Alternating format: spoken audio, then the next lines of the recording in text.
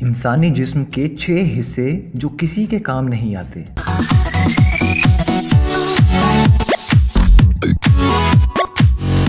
ارتقاء کے اعتبار سے چمپینزی کو انسانوں کے سب سے نزدیک تصور کیا جاتا ہے، لیکن اگر آپ دونوں کی حیاتیاتی بناوٹ یا ڈھانچے پر غور کریں تو پہلی نظر میں یہ بات واضح ہو جائے گی کہ چمپینزیوں میں کئی ایسے اعضاء ہوں گے جو انسانوں میں موجود نہیں۔ حیاتیاتی بناوٹ میں فرق کی وجہ سے انسانوں کی مسلسل ارتقاء ہے، لیکن حیاتیاتی ارتقاء کی رفتار بہت دھیمی ہوتی ہے۔ اسی وجہ سے انسانوں کے جسم میں آج بھی کئی ایسے پٹھے اور ہڈیاں پائی جاتی ہیں جو اب کسی کام کی نہیں ہیں۔ حیاتیاتی ارتقاء کے بارے میں ریسرچ کرنے والے ڈورسا امیر نے اپنے ٹویٹر اکاؤنٹ پر انسانی جسم کے ان حصوں کا ذکر کیا ہے جن کا عام زندگی میں کوئی استعمال نہیں بچا ہے۔ ڈورسا کا خیال ہے کہ انسانی جسم قدرتی تاریخ کے عجائب گھر کی طرح ہے۔ ایسے میں سوال اٹھتا ہے کہ جب ان حصوں کی کوئی ضرورت نہیں باقی رہی تو کئی لوگوں میں آج بھی یہ پٹھے اور ہڈیاں کیوں موجود ہیں؟ کچھ معاملوں میں یہ اعضاء اپنے لیے نئے مقاصد حاصل کر لیتے ہیں اور اس عمل کو ایکسپیٹیشن کہتے ہیں۔ آئیے انسان کے جسم میں کچھ ایسے ہی اعضاء کے بارے میں بات کرتے ہیں۔ نمبر 1، پیڑ پر چڑھنے میں مدد کرنے والے پٹھے۔ انسانی کلائی میں موجود اس حصے کو سمجھنے کے لیے آپ کو صرف ایک کام کرنا ہے۔ ایک چپٹی سطح پر اپنا ہاتھ رکھیے اور اس کے بعد اپنے انگوٹھے سے اپنی سب سے چھوٹی انگلی کو چھونے کی کوشش کیجیے۔ کیا آپ کو اپنی کلائی پر 2 پٹھے دکھائی دیتے ہیں؟ اگر اپنی کلائی پر آپ کو یہ پٹھے نہیں دکھائی دیے تو پریشانی کی کوئی بات نہیں ہے، کیونکہ 18% انسانوں میں یہ پٹھے موجود نہیں ہوتے اور اس کا تعلق کسی چیز کی کمی سے بھی نہیں ہے۔ ٹھیک ایسے ہی پٹھے اورنگوٹان جیسے جانوروں میں بھی پائے جاتے ہیں۔ ڈورسا نے بتایا کہ اس سے اس بات کے اشارے ملتے ہیں کہ یہ پٹھے انسانوں کو پیڑوں پر چڑھنے میں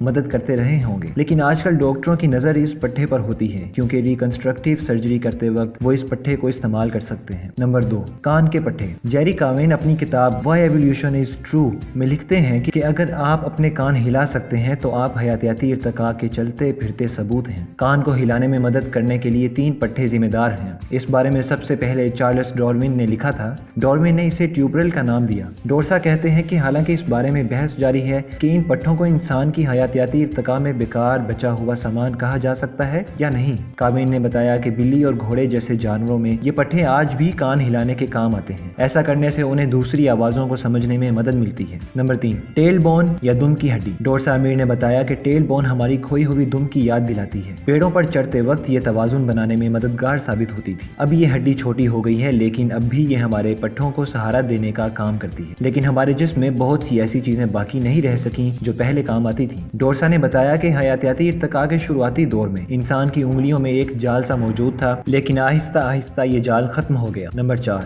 آنکھ میں تیسری پلک۔ کیا آپ نے کبھی انسانی آنکھ میں گلابی رنگ کے پٹھے دیکھے ہیں؟ اسے نیکٹیٹنگ میمبرین یا تیسری پلک کہا جاتا ہے۔ ڈورسا کہتے ہیں کہ تیسری پلک کا کام عمودی ڈھنگ سے جھپکنا تھا، لیکن اب یہ کسی کام کی نہیں۔ بلیوں سے لے کر چڑیوں اور دوسری متعدد جانوروں میں آپ اس حصے کو کام کرتا دیکھ سکتے ہیں۔ نمبر 5، رونگٹے کھڑے ہونا۔ کیا آپ جانتے ہیں بلیاں خود کو خطرے میں دیکھ کر اپنے رونگٹے کھڑے کر لیتی ہیں؟ یہ اسی طرح ہے جیسے سردی یا ڈر لگنے کی وجہ سے انسانوں کے جسم میں رونگٹے کھڑے ہو جاتے ہیں۔ سائنسدان اسے پلو ایرکشن ریفلیکس کہتے ہیں۔ ڈورسا نے بتایا کہ انسانوں نے ایک لمبا عرصہ بالوں سے ڈھکے جسم میں گزارا ہے۔ پلو ایرکشن ریفلیکس ایک بے حد قدیمی طریقہ ہے جس کی مدد سے جانور اپنے اصل سائز سے بڑے دکھا کرتے تھے۔ اس کے علاوہ سردی میں انہی بالوں کی مدد سے جسم میں گرمی رکی رہتی تھی۔ نمبر 6، نو عمروں کا ہاتھ پکڑنا۔ آپ نے دیکھا ہوگا کہ اگر آپ اپنا ہاتھ کسی نو عمر کے ہاتھ کی طرف بڑھائیں تو وہ اپنی انگلی سے آپ کی انگلی پکڑ لیتا ہے۔ نو عمروں میں پائے جانے والی اس علامت کو گروسپنگ ریفلیکس کہتے ہیں۔ ایسا مانا جاتا ہے کہ اس علامت کا اصل مقصد یہی تھا۔